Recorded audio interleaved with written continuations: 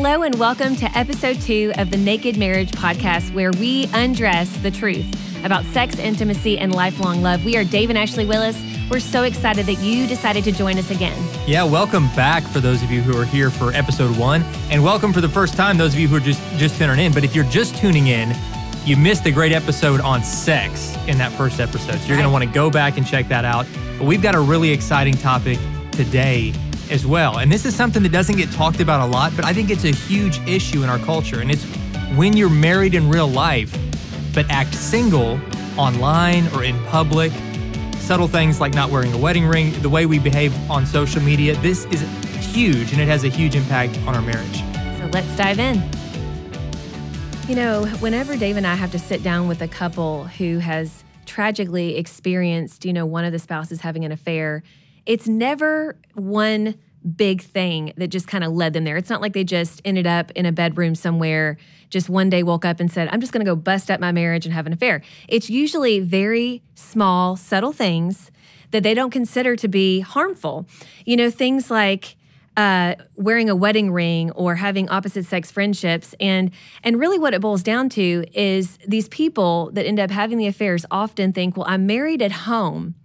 And that's great. That's where I'm married. I do what I'm supposed to do at home. But that doesn't mean I can't kind of have some leeway in public. And so they're kind of in every other way single in public. And I'm not saying they necessarily set out to be this way, but I think that we can maybe be in a spot in our marriage where we're vulnerable to this. And we're kind of seeking outside the marriage a little bit, and we start flirting with somebody. We decide our wedding ring's not that important, and it kind of, one thing leads to another. And so we're going to talk today about, what are some things that we can do to make sure that we are married all the way, everywhere, every day, not just at home. And we're going to talk about some ways that that we don't get this right, that we can kind of appear as single in public. And I do think this is a huge issue in our world, especially with sometimes. Like, we've got a really good friend, who kind of lived this way. He never posted pictures about his wife on social media. Never. And didn't wear a wedding ring. He said when people would ask him about it, he would say, well, I just don't like jewelry.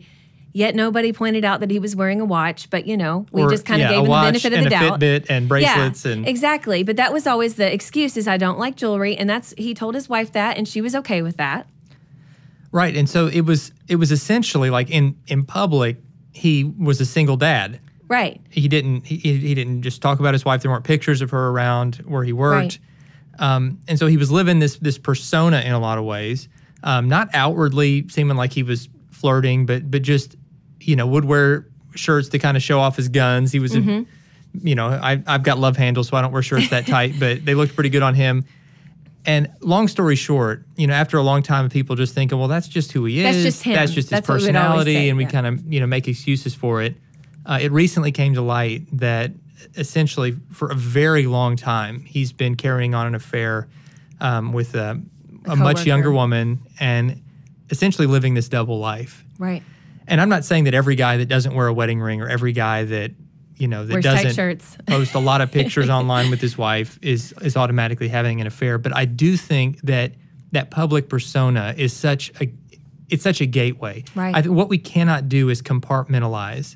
Our marriage is in this little slice of my life, and it doesn't impact any of the other slices of my life. Your marriage is something that should impact every part of your life. If the people you work with, the people you hang out with, first off, don't know you're married, or secondly, don't know that you love your spouse, you're committed to your spouse, that you're committed to your marriage, then you're setting yourself up for a potential disaster. Oh, yeah.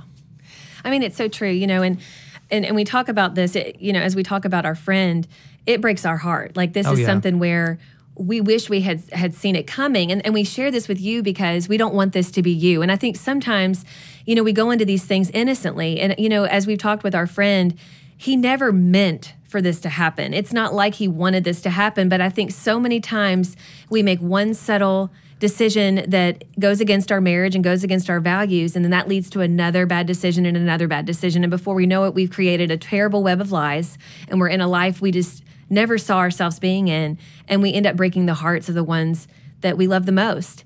And there's such wreckage that comes with it. So I just want to encourage you, if you don't currently wear a wedding ring, why not? Why not? And even if you don't like jewelry, get a tattoo. I mean, we see people get a tattoo wedding ring. I mean, there's ways to do this. If you're not a jewelry person, I get it. Maybe you have a nickel allergy. That's another thing I hear from people. I'm like, well, get something that's made that doesn't have nickel in it. Right. You can get these silicone rings now for like $10. Yeah, because sometimes people say it's too expensive. It's like, yeah, the silicone ring is nothing. You can even track your fitness with your silicone ring these days, I guess. But it's just, we can't use excuses. We need to have a way to let other people in public know that we're married. And the wedding ring, it goes way back. People have been wearing the wedding ring for generations, and as a sign to say, I'm taken. I have someone that I belong to and that I am devoted to, and I don't want anything to break this marriage apart. And, in other ways, and I know some of you are listening to this like, well, that's just a piece of jewelry. It doesn't really mean that much. It does. It's one way to let people know. But I also think, like Dave said, we need to be very open about being married. We need to have pictures at work of our family, of our spouse and our kids, if we have kids. We need to, on social media, there needs to be a picture or two of our spouse.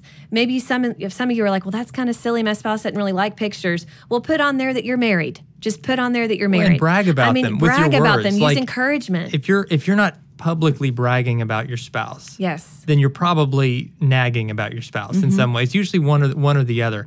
Yeah. You need to speak positively to your spouse, but you also need to speak positively about your spouse. The public aspect of marriage is so huge. Marriage is both a public relationship and a private relationship. It's meant to touch every part of your life. Right. And if it's not, like coming back to the compartments, if you're trying to compartmentalize it and just saying, my marriage is my home life and it doesn't impact anything else, then you have no idea what marriage really is or is supposed to be. Right. And not that this is a wedding ring example, but coming back to that wedding ring thing, I'll just say this about it. By choosing not to wear one, you're sending a message. Because whether you realize it or not, when people meet you for the first time, especially people of the opposite sex meet you for the first time, it's one of the first things they will notice about you, I promise.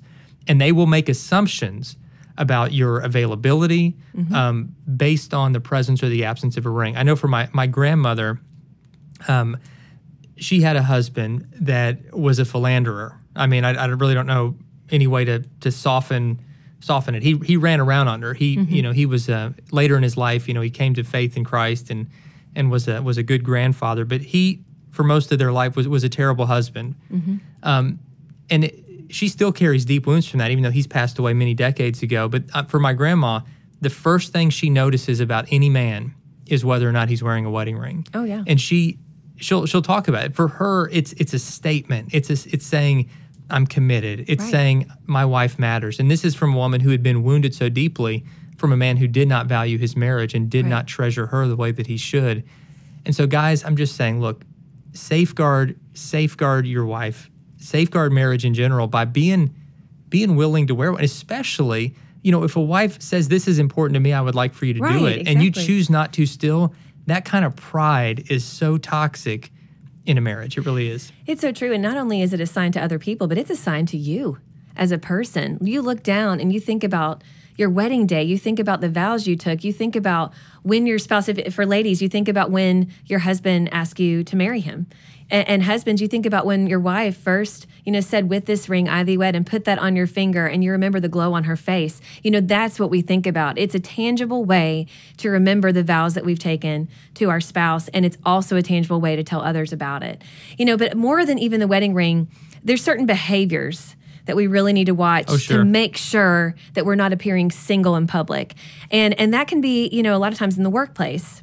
And I think sometimes we go to work and we just don't, we work with people of the opposite sex, and we just don't think that anything is going to happen. But let me tell you, sadly, we hear from couples every day where there's been an opposite sex, business relationship that turned into a friendship that later turned into a romantic relationship. And it's just not good, and it only leads to, an affair, and they just never saw it coming.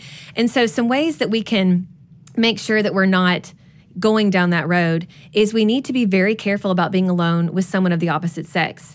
And this means in the copy room. This means going out to lunch. This means closing the door to your office with someone of the opposite sex, because honestly, it just puts you both in a really compromising situation. And we need to be able to be beyond reproach. We don't even want to have the hint of temptation.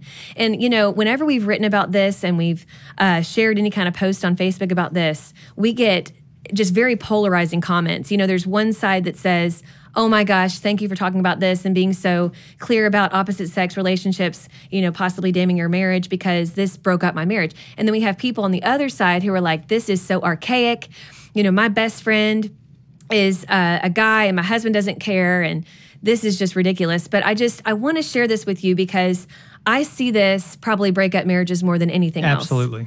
And it's just to safeguard you. And I'll be honest, like when I was working at a church years ago, my boss was one of the youth pastors. And he was also a great friend of our family. I was great friends with his wife as well.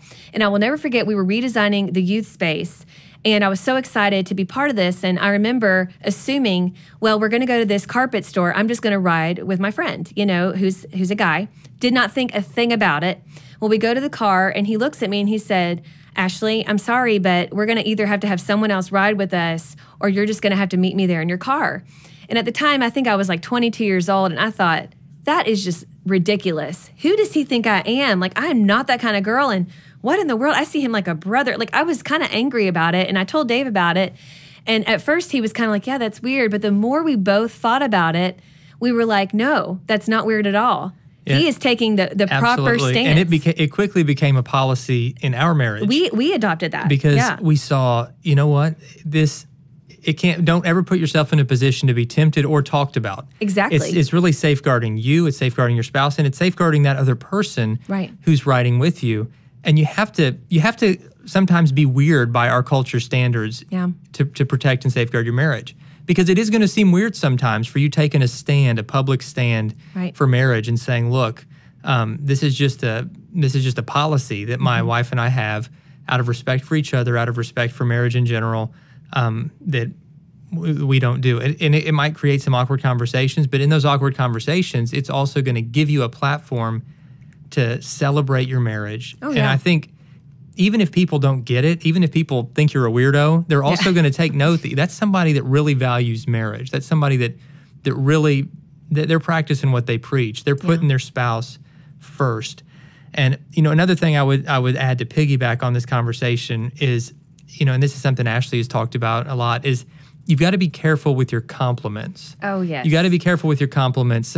And some guys, or it could be woman, but, just talking man to man for a second, guys, you can't be complimenting always a woman's appearance. Mm-hmm. If you wouldn't say it to another guy, then you probably shouldn't say it to her. If you wouldn't, go up to a guy and just be like, man, you look great today to another guy, then you probably shouldn't say it to her. There's ways to be complimentary and encouraging. Absolutely. Without crossing that line into what could very easily be taken as flirtation or even propositioning in some way. Or you just have to be careful. And I'm not saying we should all walk around on eggshells and never make eye contact with someone of the opposite sex or speak to them. But those compliments, they can open some dangerous doors. I think of, again, another friend that we knew was a good friend of our family. And Ashley, who has kind of just amazing spidey senses when it comes to things. Like, she usually sees things before they actually happen. This guy was just really complimentary with the ladies. Well, and I will say, just to kind of elaborate on this, it wasn't just you look nice. It was, I love the way that blue sweater brings out the blue in your eyes. Or your hair, oh man, I've just never seen it look so voluptuous today. Or, it was very, very, too descriptive. And I remember saying to Dave, I said, man, I know he's married and he loves his family, but he's going to say that to the wrong girl one day and she's going to take him up on it. Like, she's going to think, maybe think they're going to form, some kind of relationship and he's going to have an affair. And I didn't think that was going on. And I certainly didn't want that to happen. But months later, it came out that he was, in fact, having an affair. And it broke my heart. And I was just like... With his much younger secretary, who was also herself married, and it broke up that marriage. Exactly. It's just the wreckage, right? And it breaks my heart because at the time... this was many years ago. We weren't even doing marriage ministry. But I think if that, when you know something, like maybe this happens to you, and if you are friends with them, I would take them aside and say, listen, you can't talk that way. Like, that is dangerous territory. I know you're just trying to be complimentary, but that is just really not good. And would you say that in front of your wife, or would you say that in front of your husband? You need to think about those things. And I remember, I'm going to share this story too. We have to be careful with our compliments, but we also have to be careful with how we take them from another person. And I remember a friend of mine saying that she was working on a missions team. And so you're doing something good together, right? And she said there was this one guy, and he was just really nice, and he would, say nice things to her. And she said she found herself, and she was married, also, and she found herself wanting to be around him more and more. And then she'd think about what she was going to wear around him. And she said one morning she realized, I am in dangerous territory. I'm letting this guy kind of into my heart a little bit. And so she said she distanced herself immediately. And she said, I just did not go around him anymore, because we have to be able to recognize people who might be unsafe for our marriage. Do you want to elaborate on that, sweetie? We kind of took that from another pastor, but it's a great way to There is a pastor friend of ours that we think the world of. He is just a great guy, leads a huge church, but yet he is incredibly humble. And I just feel like he's nobody's perfect, but he's a guy who's doing it right. And I was having a conversation with him once, and it was actually on a podcast, a men's podcast, and he said, in our marriage, we kind of, one of the things that we say to each other to kind of keep each other accountable is, he said, sometimes I'll go to my wife and I'll say, there might be this other woman that maybe he feels like there's a little bit of a connection, whether it's, that he might feel an attraction to her, or he feels like this other person might feel an attraction to him, or there's maybe just a potential connection of any kind. Kindred spirits, yeah, whatever you want to call spirits. It doesn't at all mean that there's, anybody's done anything inappropriate. Right. But it could potentially, there's a connection, and without safeguards, it could go somewhere that it shouldn't. And he'll immediately go to his wife and he'll say, okay, this person over here, and that he'll use this wording, this is not a safe person for me. He doesn't say, I'm attracted to her. He doesn't say she might be attracted to me. He doesn't say there's a connection, or he doesn't say anything. He just says this person's not a safe person for me. And kind of without judgment, and his wife can do the same with him, and without judgment or insecurity on either of their part, there's accountability there, and they'll kind of help each other to stay away from that person, right? Just as a way to safeguard their marriage. And I think that you've got to have that level of just intuition and candor in your marriage. And yeah, that can create some awkward conversations potentially, or insecurities. Like, what do you mean it's not safe? Like, are you attracted to them? Well, what do you mean? But instead of just saying, you know what, there is a potential that without safeguards, Satan could get involved here, right, and lead us down a road of someplace that nobody wants to go. And I need your accountability to help me make sure that doesn't happen. Right.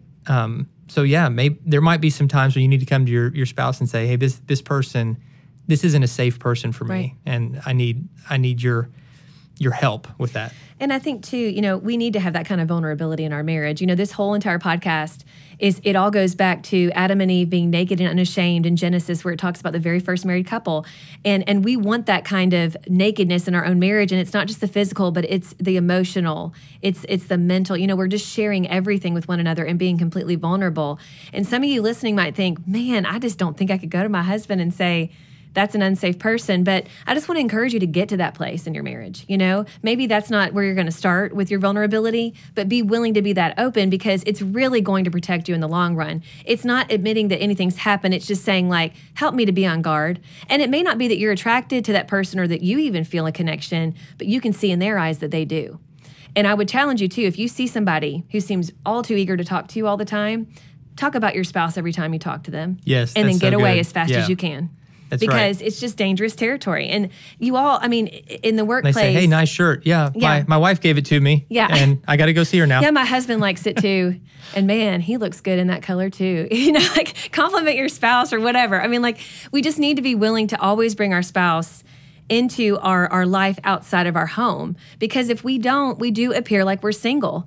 And that friend, the story that we shared at the beginning, as his friend, people would often come up to us and they would, ladies would even be like, is he single? And I told my husband, I said, gosh, if people didn't know you were married and were going to other people and asking if you were single, I'd be majorly concerned. Yes, with good reason. That's really a huge concern. And so we've got to be totally open about our marriage. It cannot be private as far as the knowledge of being actually married. It always is a public announcement. Like marriage is a public announcement. That's right. You got to be married in public and in private. I'm going to talk about an aspect of public life that I don't think we've ever talked about this as an aspect of flirting, because we don't look at it as flirting. But I've seen this lead down some roads. And I'm going to tell you what it is, and then you're probably going to think that I'm being ridiculous. But let me unpack this, what I mean by this. So hang with us for just a minute. I think, all right, guys and girls, one of the most intimate acts that a man and woman can share together is laughter. Mm-hmm. Oh, yeah. And now for me, like I was voted class clown in college. Like I love making people laugh. I love being silly. But I've noticed through the years that this can be a dangerous thing, especially in conversations with the opposite sex. Oh, yeah. Because there are few things more attractive to a guy than a woman who thinks he's funny. And there are a few things that connect people together. I was watching a show one time, and these two men were talking, and one of the men was talking about his girlfriend, and he was confiding in his male friend. He said, "I think our relationship's over. I saw her laughing with another man." And then his friend kind of dropped his eyes and he said, "Laughing together." He said, "That's terrible. Are you sure they weren't just kissing?" And I thought that there was actually some truth to that, because as guys, we realize that like that laughter together, it can become an intimate connection. Oh, absolutely. And so I've, as a guy who struggles with, liking the attention of making other people laugh, mm-hmm. I've had to kind of like take a step back and safeguard and say, wait a second, I don't want to create these bonds. I'm not saying that I'm going to be bland or a stick in the mud or anything like that, but being funny in groups is one thing, but especially in any kind of like conversation where it's mostly a one-on-one with someone of the opposite sex. Right. I just think that that's dangerous, because the laughter, it takes down people's guards, it creates a connection, and it feels like this safe. It draws you in because it doesn't feel like flirting. It doesn't feel in the least bit inappropriate. It seems, what could be wrong about laughing? But it's bringing two people together. Mm-hmm. And if you think about the early stages in your own relationship with your spouse, I bet there was a lot of laughter that kind of helped bring you two together. God uses that joy to bring two hearts together.